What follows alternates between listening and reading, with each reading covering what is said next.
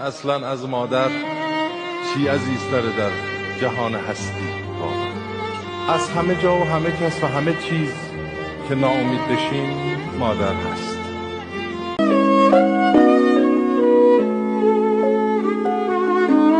کاشکی میشد بهت بگم چقدر صدا تو دوست دارم، چقدر مثل بچگیام یاداییاتو دوست دارم، سادگیاتو دوست دارم، خستگیاتو دوست دارم، چادر نباز زیر لب خدا خدا تو دوست دارم.